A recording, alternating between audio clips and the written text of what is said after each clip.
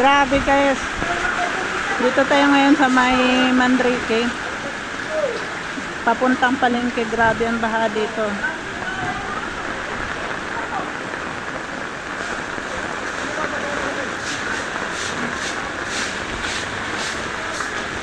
Mga mabababang bahay dito binahana. Mga sasakyan, di na alam kung saan susuot. Sige lang. Ayun, takip na lang karero na naglag. Umahangin pa. Ito, pinasok na rin ng tubig yung patahian. Yung aso, hindi na rin niya alam ang gagawin niya.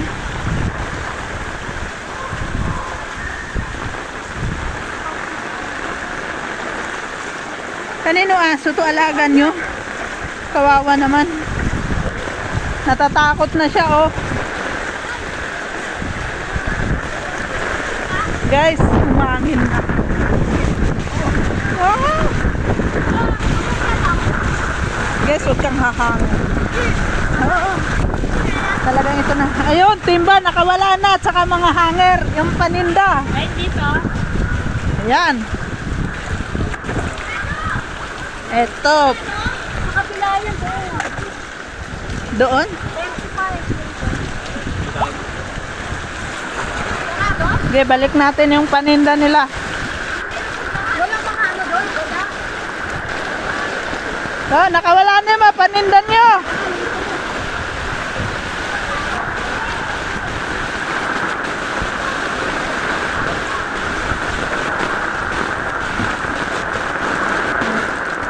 Naku, malaking disaster to guys. Pinasok na rin ng tubig yung tindahan nila.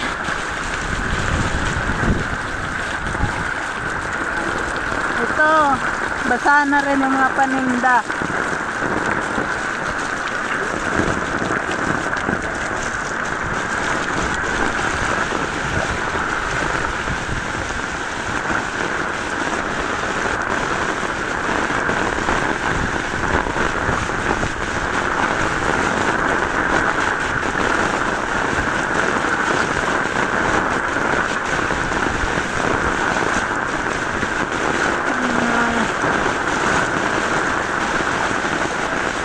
Malalim na yung baka dito.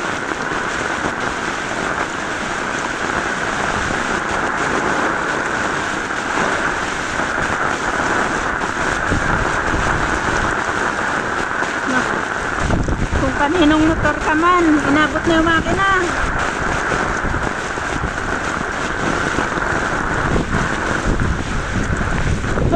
Ay!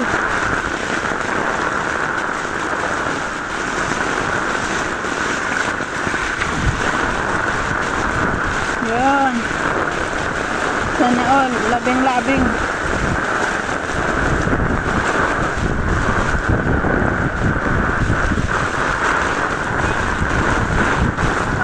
Yung pandisa. Kore. Umangin pa, dapat ulan lang eh. Tumulubog na yung mga motor.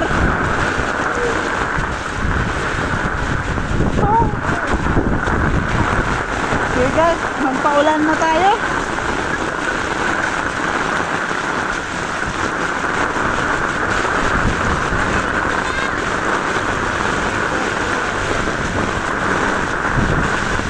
Nako, kailangan ko silipin ulit yung motor ko doon.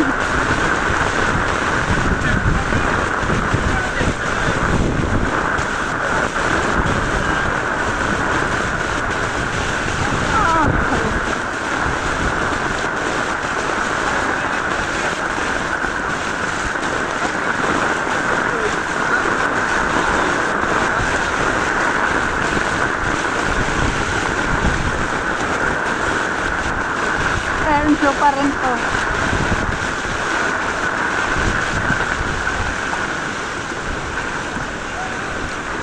Wala nang sasakyan ngayon.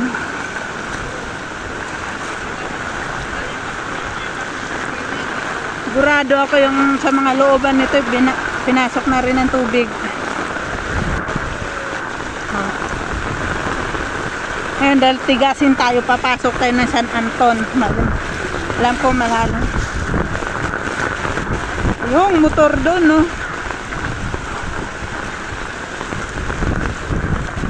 Try natin kung kakayanin ba natin makapasok dito.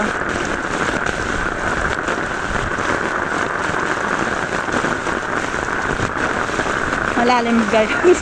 Lampas tuhod.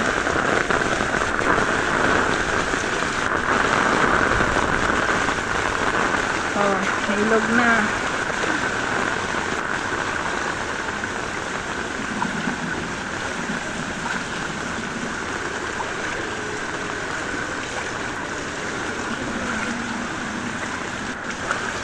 Lalim. May kanal po ba dito na ano? Ha? May kanal po? Kanal?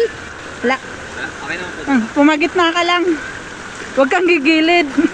Gitna po? Oo, gitna ka lang. Ano yan? Food panda? Ako? Nagpo-food panda din ako. Hindi ako bumiyahe. Umulan.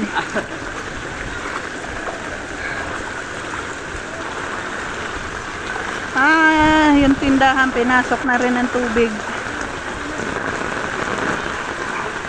Walang ligtas sa mga bahay sa gilid ng kalsada. Sa may San Anton to. Ito, salon. Bahay. Wala na. Ang bahay nila pinasok na rin ng tubig.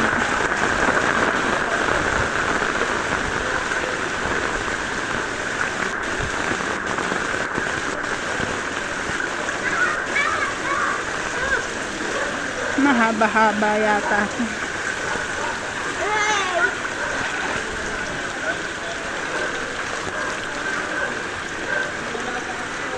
Ito. Kanya-kanyang diskarte na lang. Nako, pinasok na ng tubig yung hallway nila.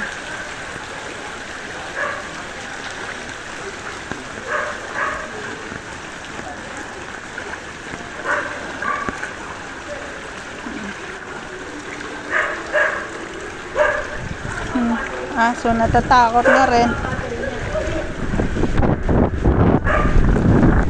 Ala, lilipad yung payong ko.